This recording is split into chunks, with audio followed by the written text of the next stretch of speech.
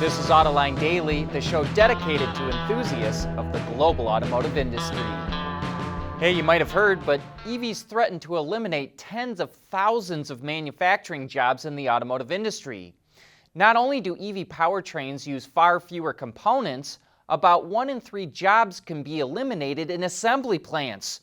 So in the U.S., that prompted the United Auto Workers, the League of Conservation Voters, the Environmental Defense Fund, the Natural Resources Defense Council, the Sierra Club, and the Union of Concerned Scientists to band together to find a solution.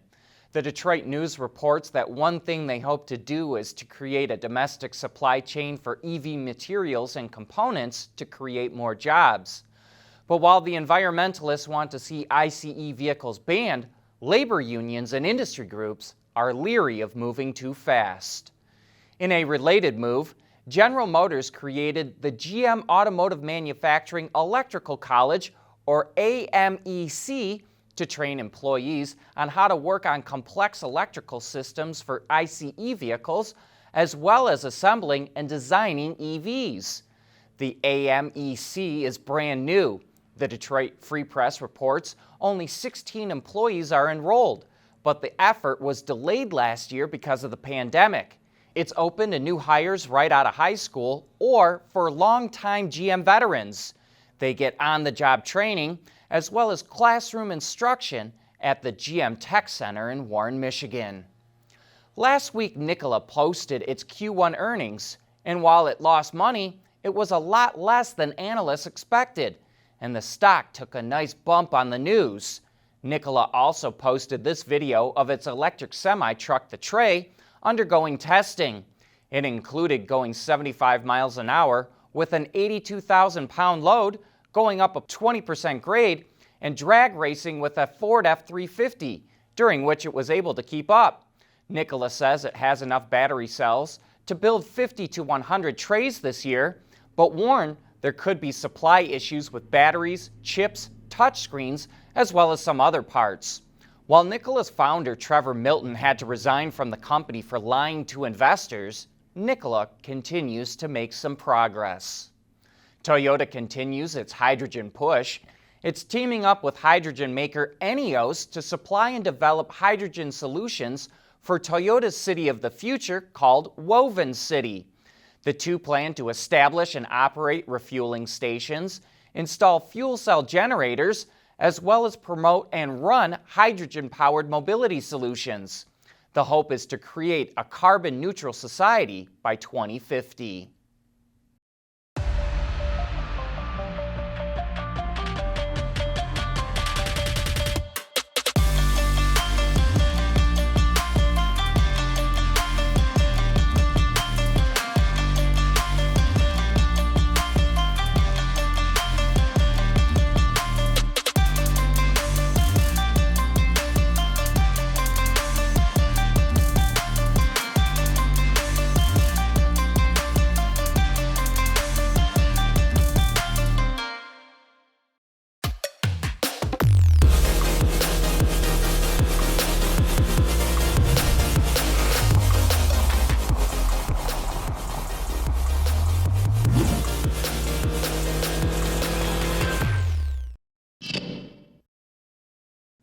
General Motors and Porsche are bragging about how they're using digital tools and computer simulation to develop their EVs. But while GM says these tools allowed it to take 9 months out of its new product development process, Porsche seems to be taking a more deliberate pace. Porsche started working on the all-electric version of the Macan 4 years ago, but it will not go into production until 2023. That makes it a 6-year program, whereas most automakers take about 3 years to develop a new vehicle. And the next Macan will not be electric. Porsche says it's coming out with an ICE version later this year because, quote, demand for electric vehicles continues to rise, but the pace of change varies considerably across the world. Mercedes revealed the concept version of a new small van that's coming out next year called the T-Class.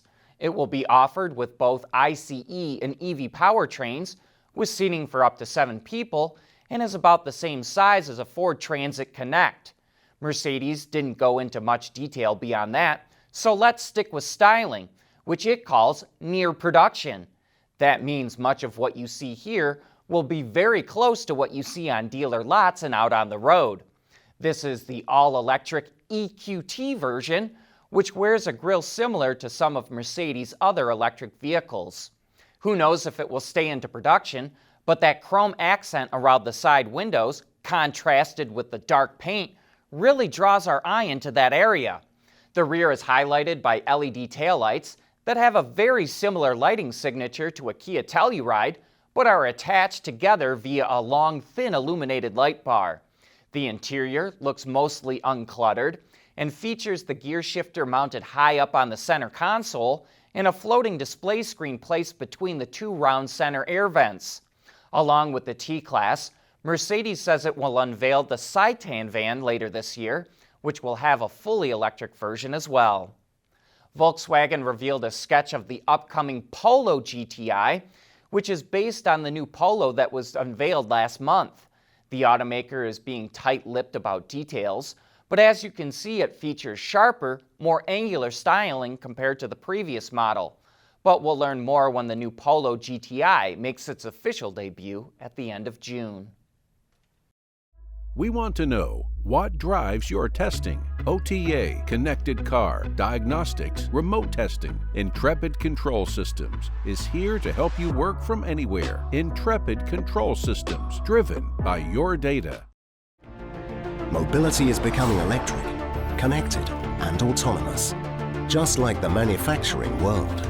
But will always be one thing: a reliable partner for our customers.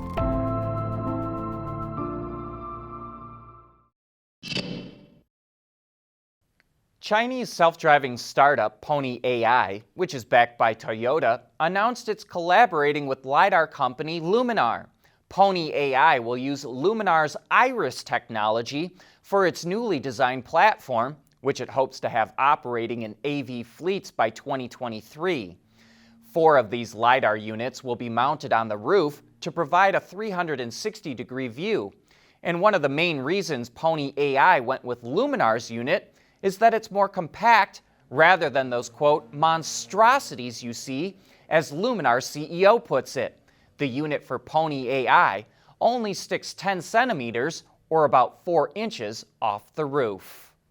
Mitsubishi is pretty much an afterthought in the US market, but the company is attempting a comeback with new design and technology, and the all-new Outlander is a reflection of that commitment. After having the chance to get behind the wheel of the SUV, it was a pleasant surprise. Mitsubishi did a nice job of making it modern, and its new design language gives it a more expressive look. Inside is very nice, with lots of soft-touch surfaces, along with plenty of leather. The stitching on the seats and along the door provides a nice look as well. The Outlander is powered by a 2.5-liter 4-cylinder engine with direct injection that's mated to an 8-speed CVT. But it's been tuned to act like a traditional automatic to give you the sensation of shift changes when accelerating. It's also equipped with the company's new all-wheel drive system, which it calls Super All-Wheel Control.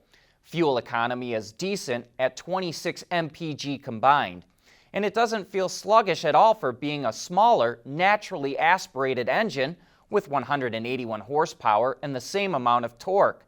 The Outlander starts just under $27,000, including destination charges, but our tester was loaded up, which pushed the price tag to about $38,000. The new model is just arriving at dealers now, and it couldn't come at a better time. Outlander sales were down nearly 70% in the first quarter in the US. But that's it for today. Thank you for watching.